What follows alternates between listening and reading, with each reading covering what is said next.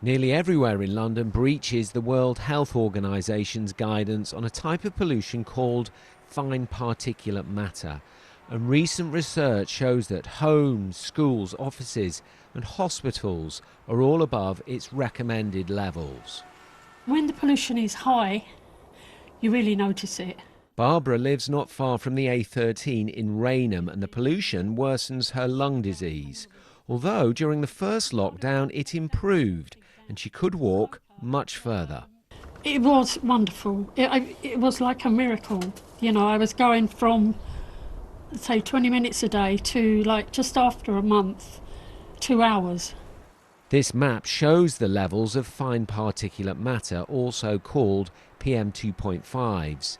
Yellow and orange are above the WHO limits. That's 98% of people living in London, although it says there are no safe levels.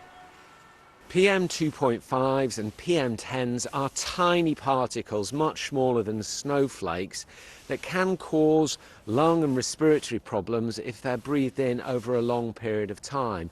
And while some of them come from traffic, and traffic has come down a little bit during lockdowns, they also come from other sources like factories on the continent.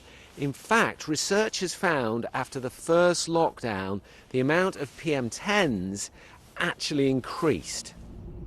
Particulate matter also comes from construction sites, farming, and increasingly wood fires. Campaign groups want the government to commit to tougher WHO limits. Traffic plays a major problem, but it's also a link to weather patterns and other sources of pollution. So I think what we'd like to see is action at all levels. We do need central government action. We need new clean air laws that bring us in line with WHO limits. We also need much more action to raise the profile of this issue. The Mayor has brought in charges on polluting vehicles, and he has committed London to meeting the WHO limits by 2030. But to do that, he needs more powers. We've got responsibility for half of the causes of poor quality air transport, but we need responsibility, powers and resources over the other half, which is construction, which is housing, which is the River Thames, and I'll continue to lobby the government to get those powers and resources.